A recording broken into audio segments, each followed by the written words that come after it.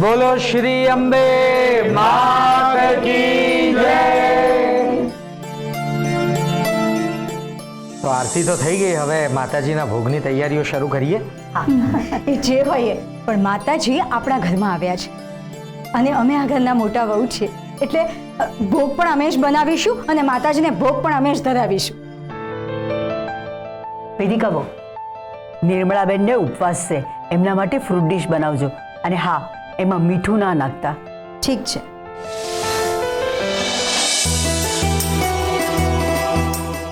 તમને બધાને એમ થતું હશે કે જ્યાં સુધી થાળ રેડી થઈને આવે, માને ભોગ ધરાવીએ, ત્યાં સુધી શું કરીશું? આ જ રીતે આપણે બધા એકબીજાના મોઢા થોડી જોઈશું। આવા સમય માટે માએ મને બહુ એક સરસ બે લાઈન કહી છે, કામ જો ગैर जरूरी है सब करते हैं, काम जो गैर जरूरी है सब करते हैं, हम कुछ नहीं करते गजब करते हैं। એટલે એ ગજબ અહીંયા આપણે કરવાનું છે અને એ ગજબ કરવા માટે હું બોલાવીશ માસીને। માસી આવો। માસી ગજબ જ છે। હા હા, આવો આવો માસી। તો કેસર પરિવાર અને હર્ષવર્ધન પરિવારના બંને સભ્યોએ શું કરવાનું છે એ જણાવી દઉં।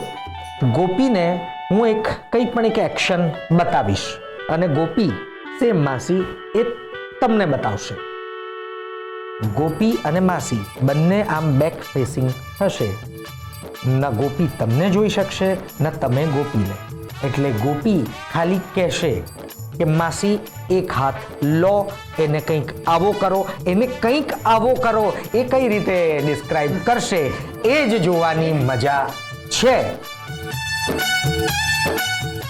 ગોપી તમે આ સાઈડ ફેસિંગ અને માસી તમારું આ વિરુદ્ધમાં ફેસિંગ।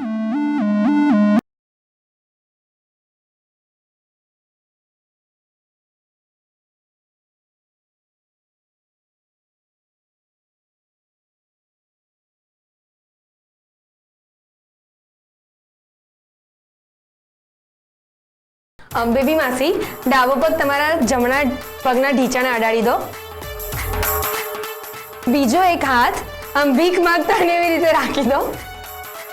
એક હાથ સીધો રાખો, સામે ભગવાન દર્શન આપતા ને એવી રીતે। એમાં બીજા નંબરની આંગળી અંગૂઠાથી દબાઈ દો અને બાકીની 3 આંગળી ઊભી રહેવી જોઈએ અને જીભ બહાર। Done it?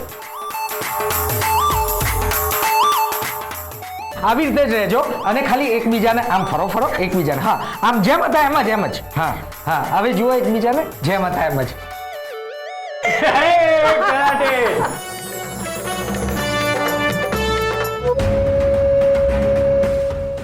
નિર્મળાબેનને ઉપવાસ છે, એ ખાલી ફ્રૂટ્સ જ ખાશે, મીઠું નથી ખાવાનું।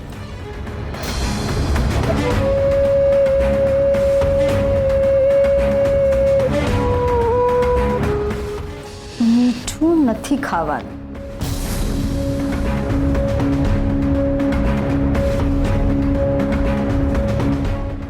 વેદિકા,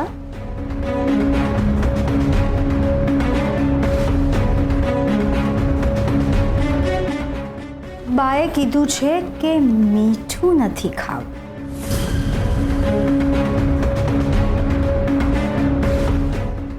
મીઠું નથી ખાવાનું।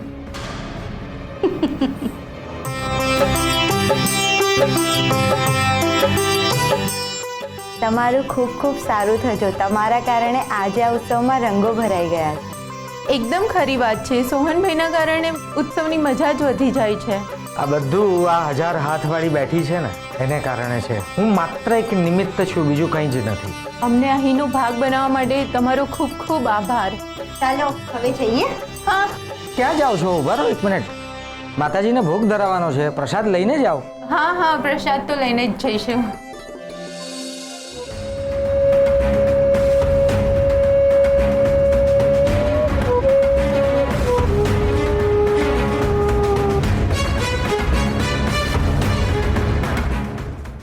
બોલો અંબે માત કી જય। નિર્મળાબેન, તમે ગરબા બહુ જ સરસ ગાયા. પણ બા બહુ સરસ આયોજન થયું છે માતાજીની કૃપા.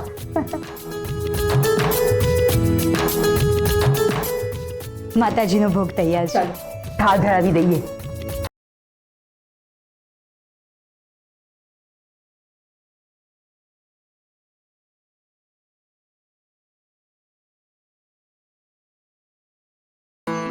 વેદિકા, બધાને પ્રસાદ આપી દો તો. પહેલા અમે નિર્મળાબેનને પ્રસાદ આપીશું.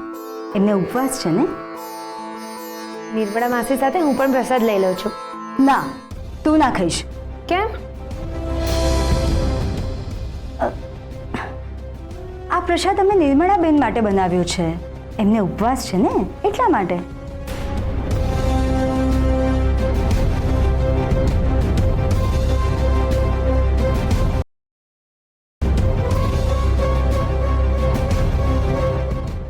સાંભળો છો? આ હું પ્રસાદ લઈ જાઉં. અમે તો અહીંયા દર્શન કરવા આવ્યા હતા, પણ હવે ઘરે જવું પડે એમ છે. જો તમને ખોટું ના લાગે તો તમારો પ્રસાદ હું લઈ જાઉં? હા હા, એમાં શું પૂછવાનું હોય, આ જ લઈ જાઓ.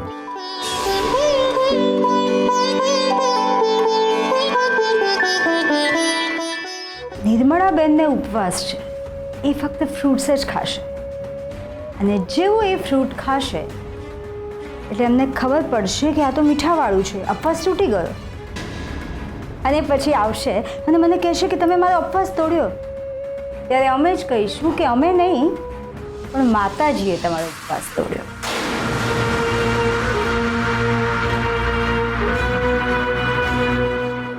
વેદિકાબેન, સાંભળો.